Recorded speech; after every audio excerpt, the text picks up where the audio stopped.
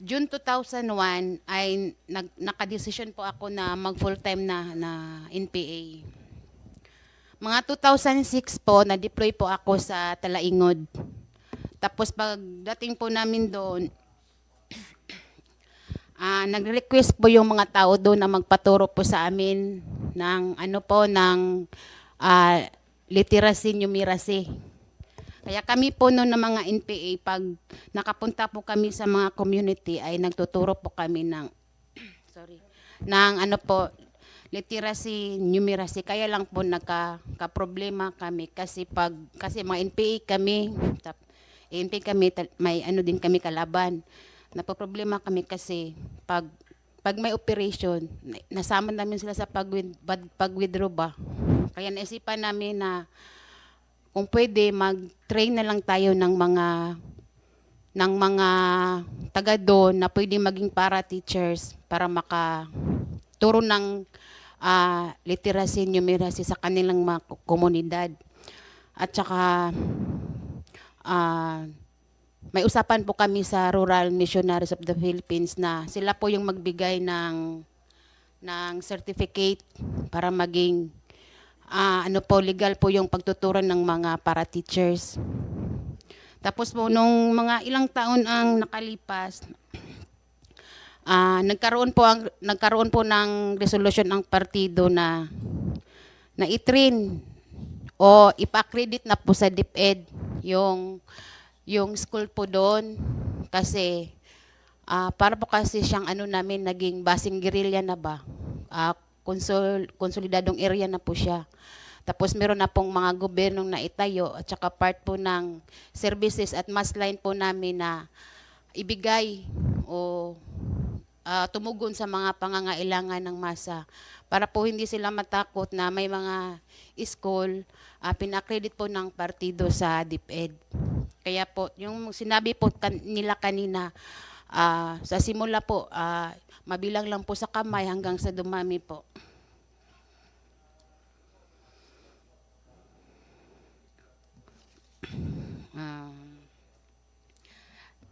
Ang curriculum po na ginagamit ng Salupungan Tatano Igcanogon Community Learning Center Incorporated ay naka-align po siya sa 12-point program po ng People's Democratic Revolution na dapat ay makabayan, siyentipiko at makamasang sistema ng edukasyon.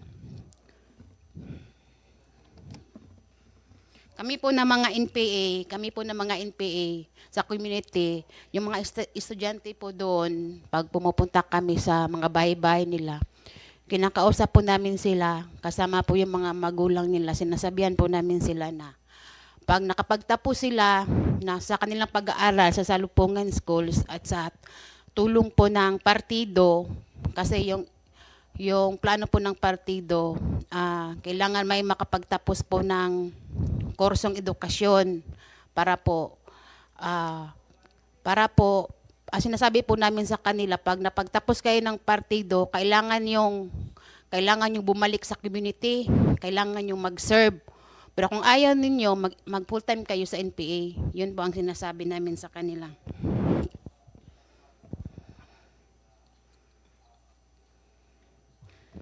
At dahil po sa sinasabi namin sa kanila, kaya po naka-recruit po kami ng mga NPA galing sa school at isa po yun sa dahilan na dumami po yung bilang po ng NPA sa Talaingod.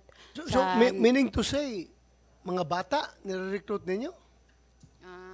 Kasi sa Lugpungan, mga bata yan, di ba? Yes. May totoo, may mga bata po, tsaka ang totoo, parang pamilya na po silang nare-recruit namin, galing sa ina, ama, tsaka mga anak.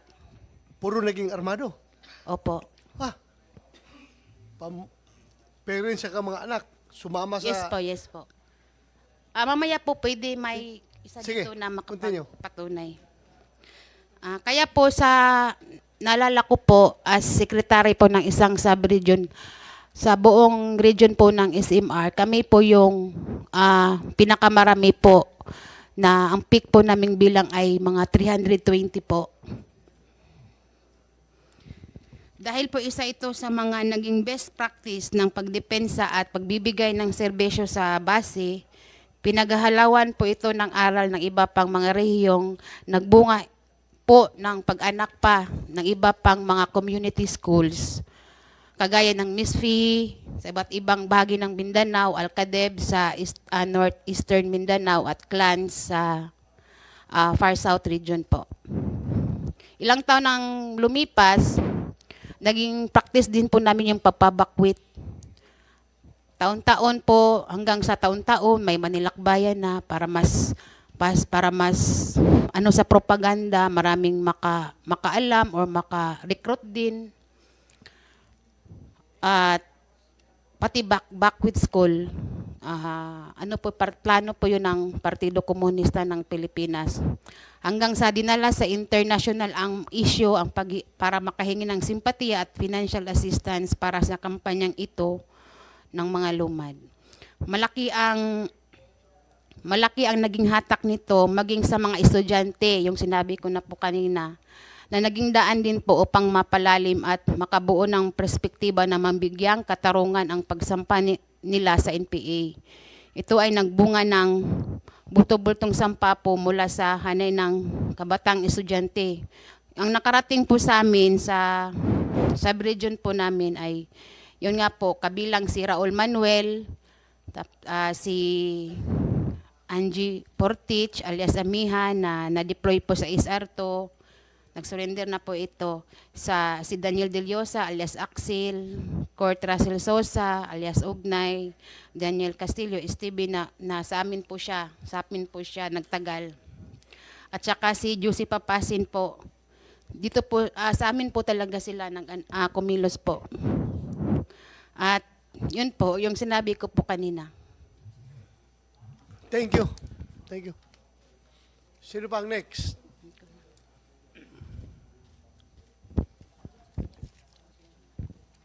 Okay, so, Sige, Dato. You have the floor. sorry. Isa akong dating member ng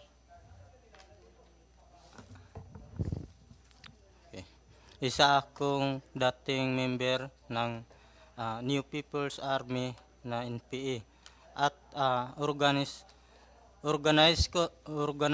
ko ng Salugpungan School. Nag-surrender ako noong February 14, 2023. Taong nanatili sa UCCP Haran at naging aktibong leader, organizer at isko prison ng Pasaka sa Salugpungan, Kalimudan. Nagturo ako ng literacy, numerasy noong 2006 hanggang 2011, kahit wala na pag-aral ng DepEd pero maging guro. Ang Salugpungan Tatano Igkanugon Community Learning Center sa Sitio Dulian, Barangay Palmagil, Davao del Norte. At Dato, submit mo na lang yung binasa mo sa Comsec, ha? Pwede, guro. Ipasa na lang na to para hindi ka mahirapan. Oh, Ha? siya na lang ang magbasa. Ikaw na lang magbasa, Pero sige. Kapag may tanong, pwede sige. sa akin kasi Sige. Sige, ako si Dato Tungig Mansumoy at 40 years old, galing sa Tribong Manobo sa Sitio Nalubas, Barangay Palma Hill, Talaingo, Davao del Norte. Isa akong dating membro ng New People's Army at organizer ng Salugpungan Schools. Nag-surrender ako noong February 14, 2023, 8 taong nanatili sa UCC Peharan at naging aktibong leader, organisador at spokesperson ng Pasaka. Nagturo ako ng literacy at numeracy mula 2006 hanggang 2011 kasama si Oni Bongkalas at Awing Apuga. Ang Salugpungan Tatano Igkanugon Community Learning Center sa Sitio Dulian, Barangay Palma Hill, Davao del Norte at sinusuportahan ng Rural Missionaries of the Philippines sa pamumuno ni na Sister Lolita Moya, Sister Yan Yan, Sister Dolores at Ronnie Garcia, ang coordinator ng RNP at dating principal ng Salugpungan Schools. Walang grades sa mga katutubo kaya wala kaming grades, pero kapag sumama kami sa rally, makakagraduate agad kami at nagiging teacher. Agad.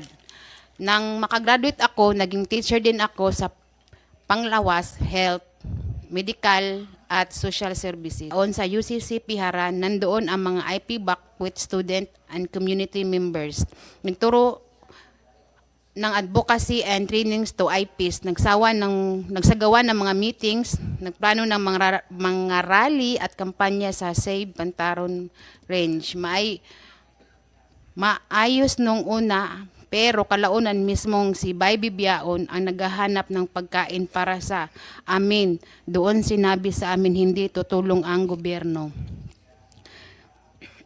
Nagsilbi din ako noong bilang Secretary General ng Pasaka at napasok din ng mga aktibidad sa mga IP community at paaralan.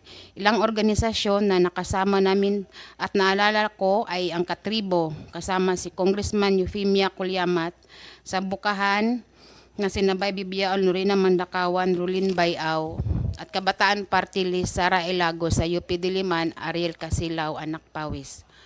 Ang iba pang mga paaralan na kagaya sa Salugpungan ay ang mga paaralan sa loob ng organisasyon ng Salugpungan, kagaya ng Mindanao Community Agriculture School Foundation Incorporated, IMCAST-FI, Assumption Interfaith Academy Foundation Incorporated, AYAFI, Center for Lumad and Advocacy, Networking Services, CLANS, Alternative Learning Center for Agriculture and Livelihood Development, ALCADEB, TRIPS o Tribal Filipino Program of Surigao del Sur at iba pa.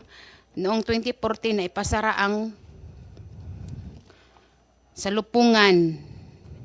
At 2019 na ipasara ang mga salugpungan. May mga rally na isinagawa sa Maynila na tinawag bilang lakbayan ng pambansang minorya kung saan dinala ang mga IP sa Maynila at iba pang mga paaralan para iprotesta ang pagsasara ng mga paaralan. May mga pumunta din sa abroad at may mga nanatili sa UP.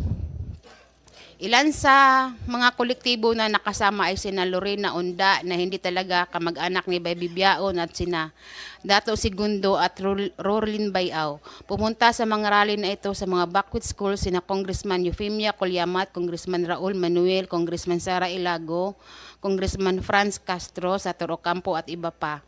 May mga pagkakataon na nagtutungo sila sa Ocampo at Franz Castro sa mga salugpungan schools para magsama ng mga bata sa mga rally para huwag ipasara ang mga lumad school. May mga aktibidad ang NPA sa salugpungan dahil ang mga nagsasagawa ng programa sa komunidad ay ilang mga personalidad na kasapi o may kaugnayan sa NPA. Nagbibigay sila ng aktibidad para sa katutubo na hindi daw ipinapaabot ng gobyerno. Sa totoo ay gusto namin na makapag-aral at magkaroon ng mga paaralan sa aming mga komunidad na mismong gobyerno o DepEd na ang nagpatakbo para makapag-aral ang mga bata at makapagtrabaho at makapagtapos ng pag-aral. May mga paaralan na naitayo sa Talaingod upang turuan ang mga bata at makapag-enroll sa mga school na may permit ng DepEd.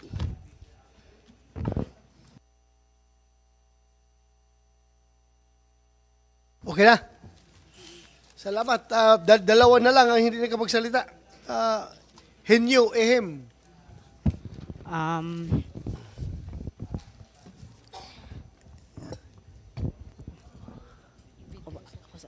Bago muna ako magsasalita, may video mo nang ipapakita dyan. Sige, sige. Ganda ng pangalan mo. Henyo na ehem pa. Ehem. Ehem. Henyo. Sige, Henyo. Go ahead. Saan yung video?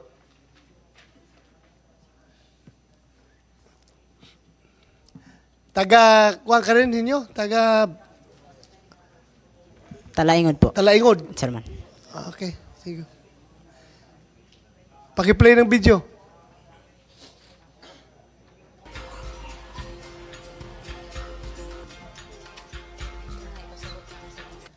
Nandito na.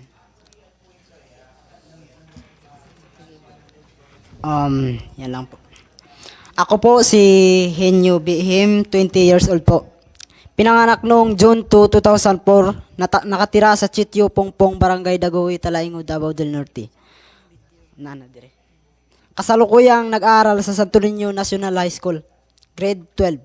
Dumating ang mga NPE sa aming lugar at nagpatayo ng paaralang sa Lugpungan, Sitio Pongpong, Barangay Dagohoy, Talaingod, Davao del Norte. Libre ang lahat kasama na ang gamot, sabon, pagkain at matutulugan. Tinayo nila ang eskwelahan dahil walang paaralan at guro sa aming sitio. At itinayo ang CTCSM, Community Technical College of Southeastern Mindanao Incorporated. Pinagbilang lamang ako ng simpleng arithmetic bilang admission test sa pagpasok ko sa grade 6. Ako ay nag-aral sa STTICLC o sa Lugpungan, Tatano, Ikanugon Community Learning Center Incorporated. Nag-grade 1 ako sa Nasilaban Elementary School at pagkatapos noon ay tumigil na rin ako sa pag-aral. Noong 2015, sa edad ng 11, ako ay pumasok sa Salugpungan sa aming sityo pong Purong Barangay Dagohoy. Sa ika-6 na baitang, pagkatapos ng assessment test, ang aming punong guro ay si Ginang Niraya, principal ng STTICLC. Si Ma'am Charlene Sawit, isang volunteer teacher, ang aking Filipino teacher. At si Sir Lazaro, nandito ngayon sa ating harapan. Manlatas, ang aking guro sa Araling Panlipunan. Abakada ang unang ituro sa amin ng aming mga guro at kapag natuto na kaming magsulat, magbasa at magkwenta, ay tuturuan na nila kaming magalit sa gobyerno sa pamamagitan ng tanong na, bakit may mahirap? Bakit hindi makakain ng 3 beses sa isang araw? Sir Marcial Rendon, isa ring guro. Minsan masaya sa aming eskwelahan dahil mayroon kantahan, revolusyon song, at itinuturo din ang katutubong sayaw habang may hawak na piking armas.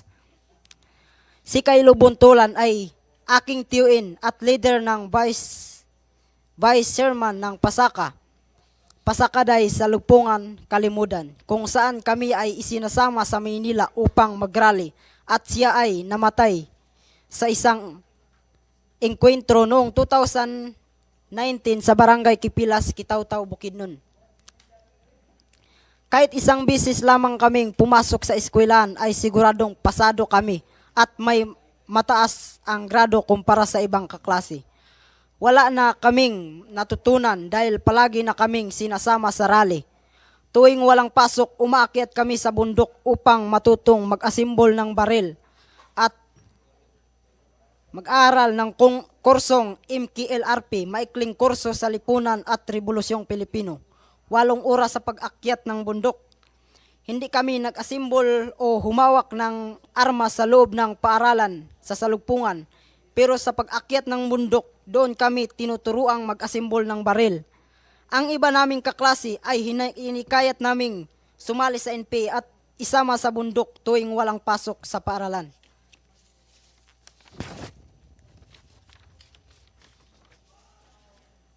Ako ay na-recruit sa loob ng Salugpungan School at aral din sa MISPI, Mindanao Interfaith Service Foundation Incorporated.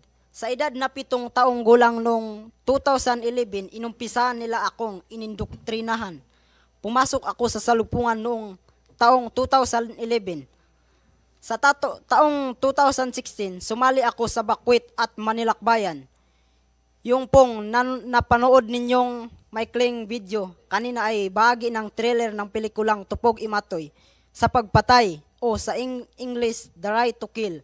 Kasama po siya sa kampanya na anti-militarisasyon, propaganda at pangalap ng suporta sa ibang bansa. Sa katunayan ay nakasali po ako sa 3 pelikula at 2 music video. Ngunit wala man lang akong natanggap na kahit piso bilang kabayaran. Pinangako din nila kung anuman ang kikitain ng pelikula at music video ay itutulong sa aming komunidad o katribong Manubo. Pero wala rin pong nangyari. Noong 2020 ay ako ay naging NPA at nagbalik loob sa gobyerno noong 2023. Sa ngayon, kami ay masaya at wala ng NPA sa aming lugar at hindi na namin kailangang sumali sa mga rally. Nais lang na lamang naming magkaroon ng eskwelahan, health center at maayos na kalsada aming lugar upang makapamuhay ng maayos po. Maraming salamat. So, inyo, na-estapa ka? Hindi ka binayaran? Naging Ye- artista ka tapos Yes, sir man. ano yung kwan? Anong pelikula yung ginawa? Sir? Anong pelikula yung ginawa? Tupog Imatoy at Pakot. Highest Peak, meron kaming ginawang salida na The Highest Peak dun sa Mount Apo pero wala akong kahit pisong natanggap eh. Sinong naggumawa nun? Sinong nagpo-produce ng pelikula? Bali po ang director namin si RB Barbarona, yun ang nagsabi sa akin. Singilin natin.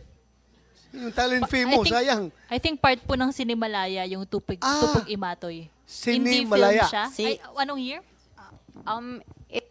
It's an indie film that was in 2017. I-search nyo po, actually meron po silang award. Naka-receive po si Piot Henyo, ng, Piot kasi yung nickname niya, ng Best Supporting Child Actor Award.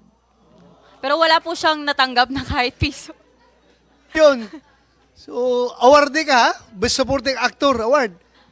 And if you will look into the trailer of Tupag Imatoy, the story dwells into the NPA and the actually it's the struggle of the Lumad for the protection of their schools against the harassment of the military. And at the end of the movie, ang naging tagapagtanggol po ay ang New People's Army. So siya po yung bata doon, and then Jong Monson, the former spokesperson of Pasaka and the former it's also was also a former NPA member na nagsurrender na din po. Siya po yung aktor doon. So ito po yung movie po, produkto po ito dahil po sa kampanya sa Talaingod, Davao del Norte.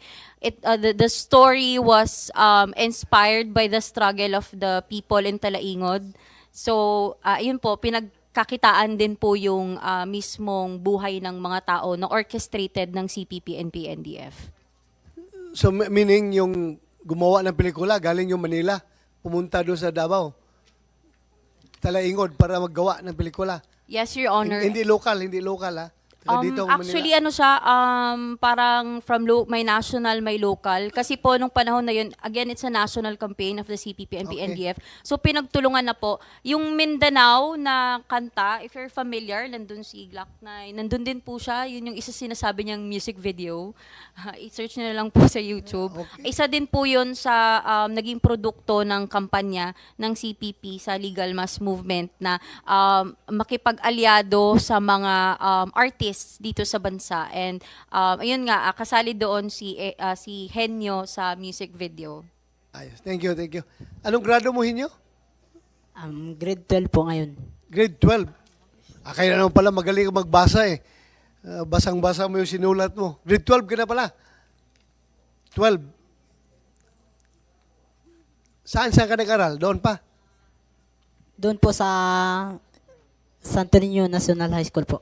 Davao Norte. Yes po. Thank you.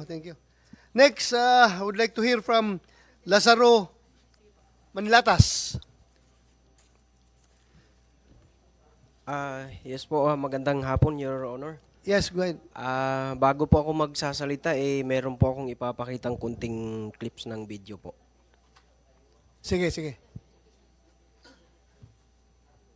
May mawala po ni tungod kay kami posible mawala pud mi tungod kay mawala na nga among ginikan. Kami posible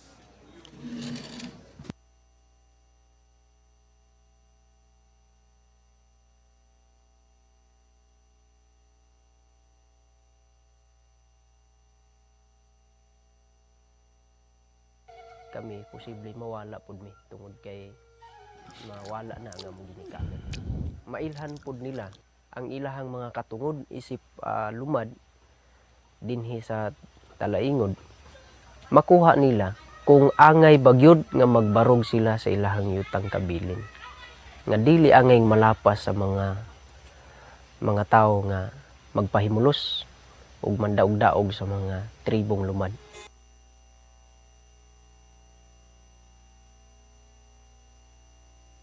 Kami posible mawala pud mi tungod kay mawala na ang among ginikanan. Mailhan pud nila ang ilahang mga katungod isip lumad dinhi sa talaingod. Makuha nila kung angay bagyod nga magbarog sila sa ilahang yutang kabilin. Nga dili angay malapas sa mga tawo nga magpahimulos ug mandaog-daog sa mga tribong lumad.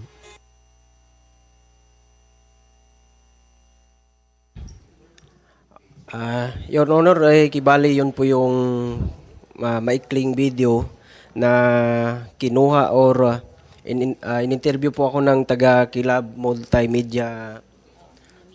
Media na siya sa gina-train sa partido para sila tong mag-expose sa kahimtang sa katawhang lumad dyan sa bandang Talaingod para makalikom ng pondo, budget para sa mga eskwelahan dyan sa parting Talaingod.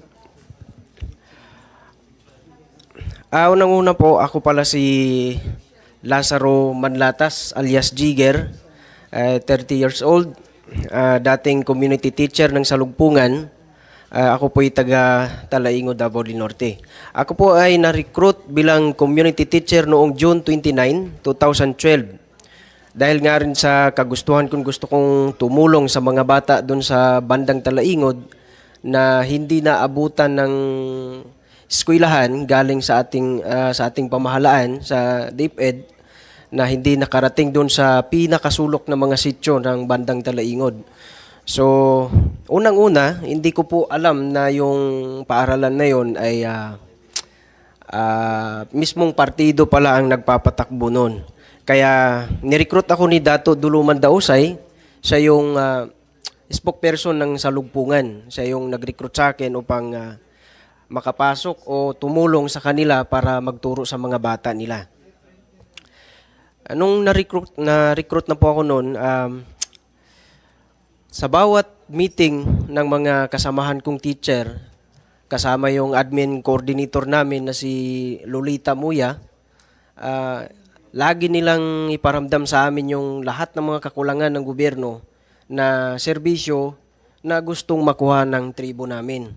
Kaya mula noon ay medyo nasabi ko sa sarili ko na kailangan kong magtagal dito sa serbisyo kasi nga ito lang yung paraan para matulungan yung katribo ko bilang lumad. So yun, noong August 15, 2012 ay tinitrain na kami ni admin coordinator namin na si Lolita sa tinitrain kami paano kami magturo, ano yung ginagamit namin na yung mga module, yung mga paraan paano magturo ng mga bata. Tapos tinuturuan kami paano magbasa, magsulat, paano makuha yung atensyon ng mga bata. Ang pinakamasakit doon ay lahat na yung hindi, yung pang sisira ng gobyerno, yun yung binibigyan ng ina-emphasize nila yung kakulangan ng gobyerno. Kaya yun yung dadalhin daw namin doon sa mga bata para mas lalong maintindihan ng mga bata na yun yung dahilan para magalit yung mga bata sa gobyerno hanggang sa ang pinakapangunahing target namin pag sa elementary, sa grade 4, dyan namin sinisimulan yung pag-recruit ng mga bata. nung nangyari ng 2014, ng unang bakwit sa Talaingod, isa ako sa mga nag-facilitate sa mga bakwit kasama yung mga bata na dyan sa Talaingod. Dinala namin sa Haran. Yung Haran, yun yung tumatanggap sa mga nagbakwit galing bundok sa saang parte ng Talaingod. Dinala namin ang mga bata para mag-rally. Lalo na nung kinasa ng DepEd yung closure ng salugpungan, kami po'y nag-rally doon sa harapan ng mismong DepEd sa Davao. At dinala namin yung mga bata doon. At ang panawagan namin doon ay ipababa yung mga militar na nagkakampo na dumaan, nagkakampo doon sa mismong sityo. Pero yung panawagan na yun, galing ng partido yun na pinababa sa amin na yun yung gagawin namin, yun yung ipanawagan namin para umalis yung ating security forces dyan sa Talaingod. Noong 2014, nagkaroon ng operation sa Talaingod, kaya tinawagan ako ng NPA para i-facilitate. Yun na, yung sinabi ko kanina na i-facilitate na yung mga bakwitser. Noong 2015, nagkaroon ng Cebu Lakbayan. Ako ang representative sa mga teacher ng salugpungan, kasama ko sila Dato Tungig, Jong Monson at iba pang organisasyon. Dala-dala namin ang mga bata na mga target naming bilang maging leader, yung mga potential na magiging leader pagdating ng panahon. Ang Haran, ayan na, nasabi ko na yung tungkol sa Haran kanina. Sa paaralan ng salugpungan, may mga subject din katulad ng English, Math, Science, Filipino at Makabayan. Bukod dito, binigyan din namin ng subject ng agriculture batay doon sa pangangailangan o pamumuhay sa aming tribo o katutubo dyan sa Talaingod. Sa taong 2015, dinala namin ang mga bata, pati ang mga magulang at mga dato. Yun, nagrally na kami doon sa DepEd nung panahon na yun. Dahil sa sunod-sunod na mga rally na kung saan ay nakasama ako at facilitate din sa mga bakwit, nakikita ko na hindi na pagtuturo yung aking personal na trabaho diyan sa Salugpungan School, kung hindi yun yung pag-recruit na mismo ng mga bata o pag-facilitate na ng mga bakwit. Yun yung pinakauna na task ko diyan sa Salugpungan School. March 30, 2016, sinabihan ako ng aming admin na si Miss Lolita Simuya na kailangan ko na magtago dahil mainit na ako sa mga sundalo. Nirecommend niya ako sa organisasyon para sunduin na ng mga NPA. Noong panahon na yon ay pumasok na ako sa Kilusan at naging NPA. Habang nasa Kilusan ako, minomonitor pa rin ang mga commander namin na sina Eda Marie Montero alias Mandy at Renato Lubguban alias Jose ang nangyari sa school. Noong November 20, 2018, pinapababa ako nila para tulungan yung mga teacher dyan sa Salugpungan na kausapin yung mga dato na hindi ipasara yung Salugpungan School. Pero yung mga dato doon ay hindi na nakinig sa amin, kaya yun na ang nangyari doon. Si Ma'am Negi Dulasco ang principal ng Salugpungan ng mga time na yon. Nag-meeting kami, nagplano kami kung paano namin ipalabas yung mga bata na andun sa mismong sityo. Ang plano doon, ilabas yung mga bata, dalhin doon sa Haran. Sabi ni Ma'am Negi, wag tayong matakot kasi may susundo naman sa atin. Ang susundo sa amin si Franz Castro at saka si Sator Ocampo. Yun yung susundo sa amin ng mga time na yon. Sa taong 2020, ako po yung nag-surrender sa nasa 56 IB upang magsimula ng bago at tahimik na pamumuhay. Wala nang NPA sa aming lugar at hindi na naming hayaan na makapasok o makarecruit muli ang mga NPA sa aming lugar. Yun lang po at magandang hapon. Salamat po. Thank you, Lazaro Manlatas. So, hindi ka taga Talaingod? Taga Talaingod din po ako, sir. Talaingod ka rin? Opo, yeah, Okay. Your Honor. Salamat. We hear from Attorney Alberto Escobarte ng DepEd. Saan si Attorney Escobarte? If, Attorney, in place of the salugpungan schools na tinanggal natin, naglagay ba kayo doon ng yung DepEd schools talaga? Ano bang ginawa ng DepEd doon? Kasi mahirap kung Yes, sinira lang yun, sinira lang tapos hindi pinalitan, baka mas lalo mag-rebuilde ang mga bata kasi wala silang mapag-aralan, di ba? Ano, may ginawa ba tayo doon? Before that, I'd like just to provide context. I serve as regional director of DepEd Davao Region for 5 Very good. years, Very from 2015 to 2019. So that was the time na talagang mainit ang salugpungan, And, right? The closure process happened in 2019 when I was at this central office already as Assistant Secretary for Legal Affairs. Okay. The closure movement started in 2015 when I attempted to close these schools. Yon, niralihan ako nila doon sa DepEd Regional Office. Kilala ko sila, sir. May mga loudspeaker pa. Pinupuntirya sa akin. So, I'd like to confirm that the 55 salugpungan schools have been permanently closed already. So, may pinali tayo. But prior to the closure, our strategy then before, because we could,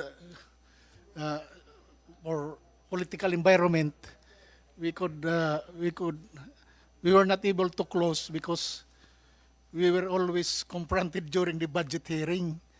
So we put up or established schools surrounding each salugpungan school to make them irrelevant. Okay, Kaya it became easy when we ordered closure kasi mayroon na paglalagyan mga bata. Oo. So napalibutan yon ng mga, in fact we established almost 200 schools adjacent to this each of the salugpungan schools. The 55 salugpungan schools, actually sobra pa ng 55, sir, kasi nag-mutate ito into different schools. May MISPI, may Alcadib, may clans sa ibang region, ganun. So kasama din yon sa closure. Okay.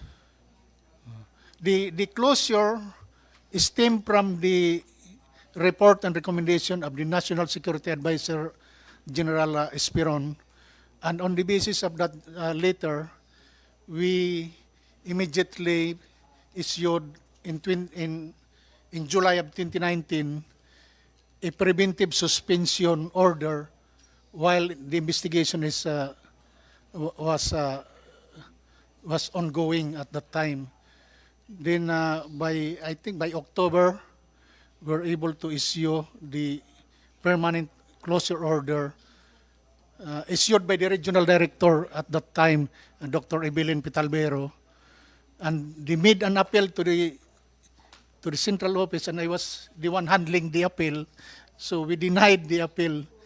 We were waiting for their to question our order. In fact, we have a coordination with OSG if they would file, if they would question the order. But hindi. In fact, the staff receiving, hindi na ma-trace yung address nila kung saan sila. So that's the short and long of it, Mr. Chairman. Thank you. Maraming salamat. Please continue monitoring. Kung baka mamaya magulat na lang tayo na meron naman nag-sprout ng mga salubungan schools. Monitor ninyo. Chairman Palpallatok, you have the floor. Thank you, Mr. Chair. May gusto lang po akong sabihin base do sa karanasan ng mga ating mga kasamahan na narinig natin. Kung papansinin ho natin, ang ilan sa mga issues na common sa kanilang karanasan, kahirapan, kawalang edukasyon at social injustices. Itong mga ito ay usaping karapatang pantao pa rin. Ito ho ay nasasakop ng ating obligasyon sa Covenant on the Economic, Social, Cultural Rights. Gayon din ho yung sa ating SDG, the UN Sustainable Development Goals na atin pong obligasyon din sa United Nations. Ngayon po, ngayong pinag-uusapan po natin itong radikalisasyon at ito ho, maaari ang isa sa mga ugat ng problemang ito at gusto ko lang pong i-highlight ang estratehiya na ipinropose sa UN and ASEAN. Yun pong pagtugon sa problema ng radikalisasyon at violent extremism ay dapat mayroon pa rin pong pagtupad sa karapatang pantao. Kung kaya't base ho doon sa karanasan ho nila, kung po na ibigay ng ating pamahalaan ang karampatang edukasyon, kabuhayan, pagkain, at iba pang social services sa kanila, maaaring hindi ho naging problema nung kanilang lugar itong mga ganito. Yun lamang po. Maraming salamat. Very valid observation, Chairman. I agree with you. Totoo talaga nangyayari yan. Kaya lumaki ang problema. May I, Your Honor? Yes, go ahead, Arian. With all due respect, Your Honor, based on the grounds po sa Talingo, Davao del Norte, with all due respect po sa Deputy Representative, on the ground po, of course, no, we recognize the efforts of the Department of Education in terms of giving education sa mga kasabahan nating katutubo. Pero in this very moment po, nahihirapan pa rin po yung mga kasama nating katutubo na mag-aral because there are still a lot of schools na hindi pa po talaga established. Like, if we will really go into their communities, makikita po natin na wala pong school buildings, and even if there are school makeshift buildings, hindi po pinupuntahan ng mga teachers. So we always consult the community regarding about the situation. Kasi po, naniniwala po kami na kung kaya po ng NPA na makapagtayo ng 21 schools with the help of the community na meron pong hindi magandang hangarin para po sa mga kabataan, mas naniniwala po kami ngayon na mas makapagbibigay ang ating gobyerno ng edukasyon na kung sana po, yung may espesyal po tayong pagtingin sa pangangailangan ng mga kapatid nating katutubo. Because one of the reasons po, why is it that mahirap pong makapagtayo ng school buildings or why is it na wala pong nakapagtuturo doon sa bundok? Because we're following the standards po na kung saan para lang po siya doon sa, for example, sa plains, sa urban. Hindi po siya para doon sa bundok. Given po yung mga testimonies natin at dahil ang pinaka-vulnerable po talaga na ma-recruit ng CPP, NPA, NDF, and of course yung sinabi po ni attorney na it is because of the lack of basic social services kaya po nararadicalize ang mga tao. Lalong-lalo na po yung mga kapatid nating katutubo. We are very hopeful that I believe though that this body will really be very genuine in helping not just the youth but of course no yung special po talagang pagtingin para po sa mga kapatid nating katutubo. Thank you. Actually, kailangan talaga natin yung siguro, nag-RD ka man doon, di ba? Tingnan mo kung saan banda doon pwede natin lagyan ng eskwelahan dahil hindi na matakot dapat ang mga teachers natin. Noon, alam ko ang rason. Kahit na maglagay ka ng eskwelahan doon, maggawa ka ng building, i-assign mo yung teacher doon, ang teacher ayaw umakyat sa bundok para magturo sa mga bata dahil taktik yung NPA doon para suunahan na natin dapat may paaralan tayo doon. Please, i-consider nyo yan. I-consider nyo. Yes, Mr. Chairman, I'll give this feedback to our DepEd Central Office, my principal, so that this will be the regional director of DepEd Davao Region shall be instructed to put up schools because we have a design to this suited to these areas, Okay. which we call last mile schools, which we do not follow the standards. Alam ko naman, meron kayo standard na sinusunod, meron kayo mga feasibility na study na ginagawa. Kung useless din construct ng building doon, tapos yung pala 3 lang ng estudyante, 4 lang. So, alam ko, kinukonsider yung We have appropriate design for that, Okay. sir. Sir, please, Sa last mile schools. pakipalo up. RD, PD, Davao del Norte. Good afternoon, sir. With regards sa school, sir, in Talaingod area, through our RPSB, the Revitalized Police sa Barangay,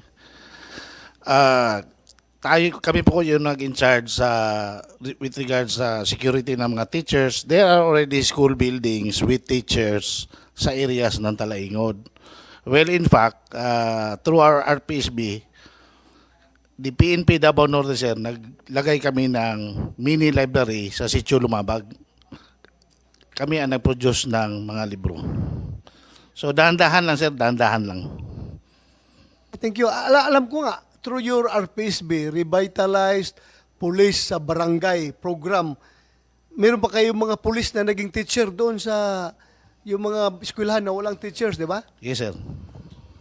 Alam ko yan kasi yung anak ko, si Lieutenant Rack de la Rosa, team leader siya sa isang team doon na pati siya nagtuturo Yes, sir. siya doon sa mga bata sa isang barangay doon. Liblib na masyado na barangay. Papunta sila doon, tatawid pa sila ng mag-river crossing pa. Sasakay pa ng bangka, patawid. Anyway, I would like to hear from Brigadier General Sermi Ayoyaw from ATC, PMC. You have the floor, General. Mr. Chair, Your Honor, good afternoon. During the last hearing, Mr. Chair, I was even asked how many cases that were ever filed since the enactment of ATA for recruitment and membership, where I responded in the negative. I said none. And I was made to explain, which I have to reiterate again, Mr. Chair. Pursuant to the law that was passed by Congress, one of the countermeasures or counterterrorism measures under the law is the designation. Designation, and initially there were three modes of designation, but one was struck down by the Supreme Court, so there remains two. One of which is designation by the United Nations Security Council and a designation made by the ATC in its domestic designation authority. Now, as far as membership or recruitment is concerned, only designated by the United Nations Security Council is a crime.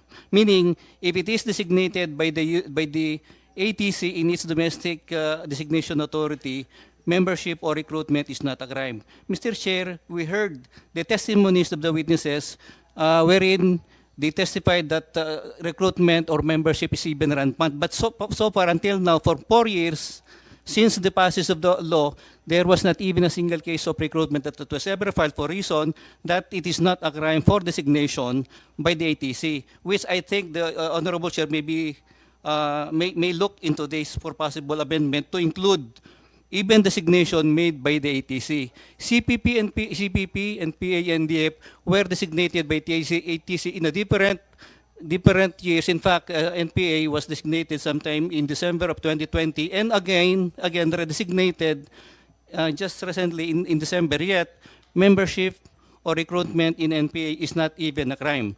Another thing, Mr. Chair, we heard the testimony of the witnesses saying that they are working for the CPP NPA. Working with the CPP, even if it is designated, is not even a crime. So they can even continue working with the CPP, they can even continue working with the NPA until and unless it becomes a crime, they will not stop from working.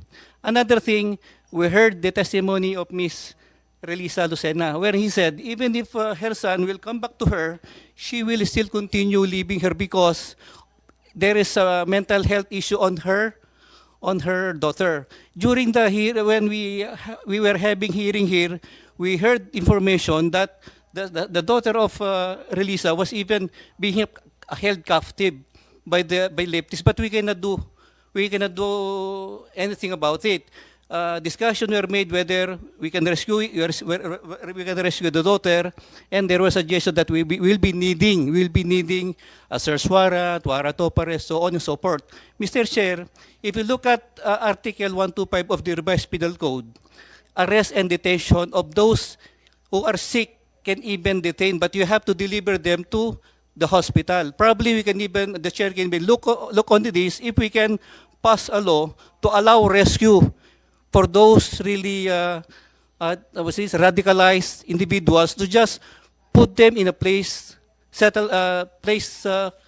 detention, so whatsoever, for rehabilitation.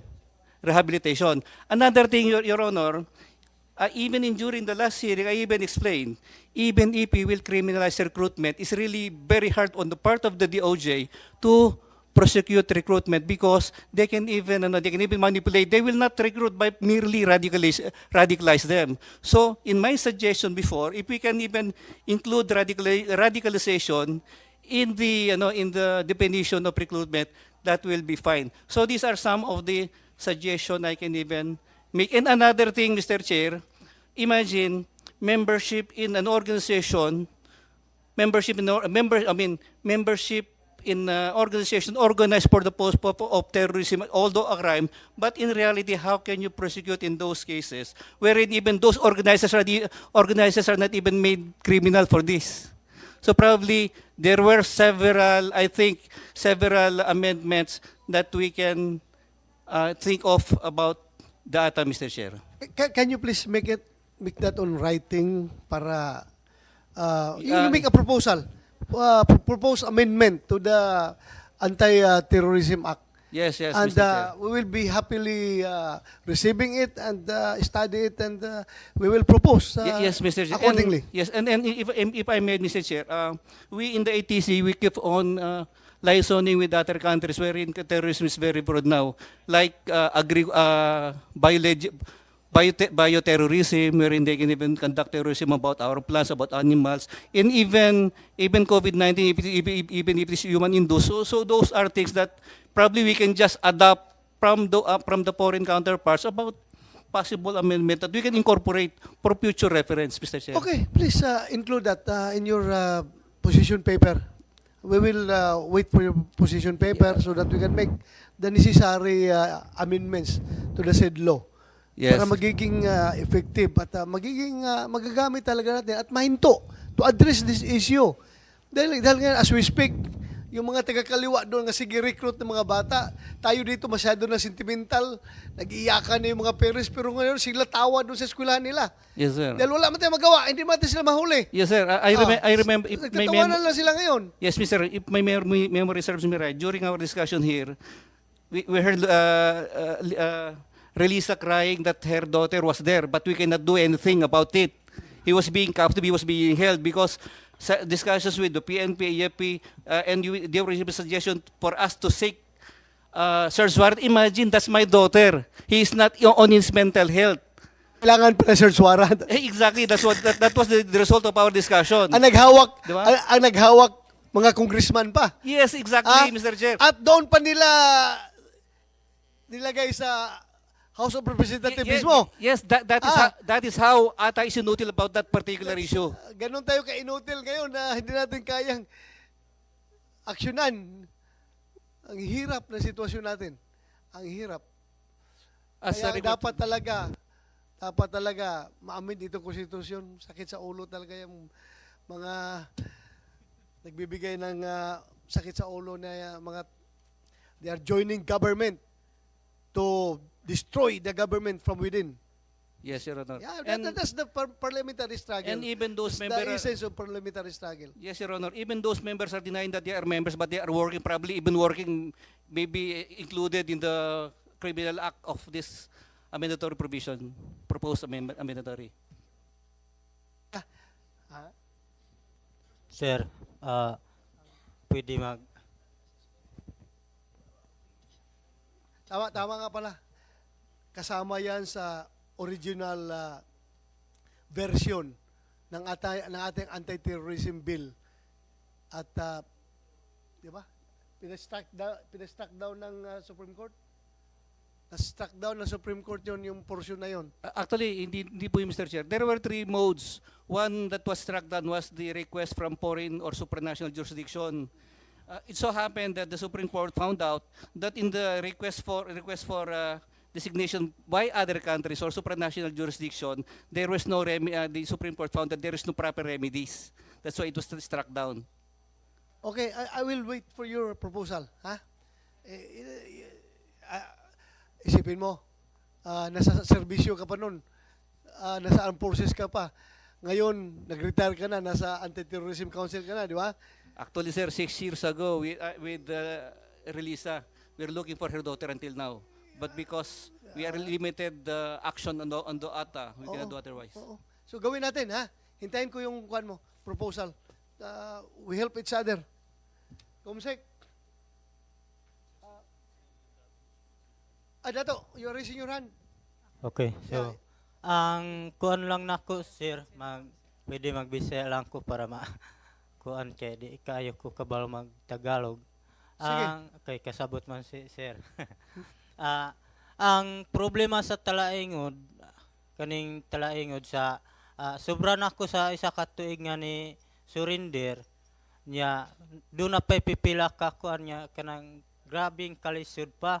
Ilabi na sa ako ang sa tibuok talaingod ako ang pinakalayo nga nasa tiilan sa pantaron. Mao to nga makaingon ko sa umaabot nga panahon kung di na to maayos ang mga problema sa mga tao bisag ingon ta nga di na ta magpabalik og NP og pasulod nagyapon mahitabo kung di masinati sa mga tao kung unsa ang mga angayan nga itubag nato sa ilang interes. So mao to ang problema sa amo dito padulong sa sitio Nalubas, Barangay Palmahil ang dalan og eskwelahan ug ilabi na sa pabalay. Kay ang kuan ilabi na diha sa kuan niya dapat makuan sa kaning ilabi na sa ekonomiya kanang sustainable pamumuhay. So kato ang problema dito sa amo kay ilabi na sa una ang ginatukuran og mga NPO kuan gihimong opisina ang sitio Nalubas mao to nga naningkamot ko og nagaduso sa mismo diha ko nagakuan kang Gobernador Edwin Ubay og ilabi na sa 56 og adunay proposal nga gikuan nako sa among organisasyon nga bagong natukod nga kaning kalinaw. Dunay gikuan nako nga mahimuan og dalan ang padulong sa Nalubas ug matukuran og eskwelahan ang sitio Nalubas ug sitio Bagang ug sitio Pungpung ug sitio Dangolog. Upat ang akong gikuan nga mas layo nga di makaya nga mo adto sa ubos ang mga batang mo eskwela. Mao to ang problema karon kay nagahulat sa ako ang mga tao dito kay ting klase na karon kay naghimo mig temporary na pud nga eskwelahan. Di po nato magtagalog ha masabta man nyo. Di po ta karon makagawa kagad ng eskwelahan right away. Baka naghintay sila ngayon, nagawan natin kaagad ngayon, ha? Huwag mo nang pahintayin. Baka mamaya, sige hintay yung kailan sa eskwelahan. Pag uwi mo doon, sisingilin ka. Sige lang, we will do that. You know, in TFL-CAC.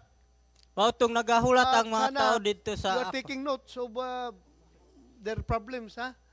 Para isama nyo yan sa proposal ninyo. Na wala na o meron pa ba? O meron pa. Gawin ninyo. Eskwelahan, kalsada, yung ating mga usual package ng barangay development program, package. nang maghatag mig proposal ang among organisasyon maghatag mig proposal sa inyo. Mao nang pasalamat ming dunay na tabong ing ani. Huwag ka munang pasalamat, hindi pa nga nagawa eh. Huwag muna. Hintay. Through NTFL-CAC, papalo-upin ko yan. At sila ngayon, they are taking notes of your problems. Meron tayong programa sa NTFL-CAC na maliit, pa konting kalsada, konting pailaw, konting eskwelahan. Ha? Otherwise, babalik yan. Babalik yan problema. Yes. Ma'am, si Isar, attorney Istuista ka. Ano ka ni Bennett Istuista? Saan yung Istuista mo? Husband mo? Husband ho. Yung mga Air Force yan sila? I think so, sir. Yes. Air Force? Sige ma'am, go ahead. We just want to mention, sir, on the part of the CHR, we would like to have the opportunity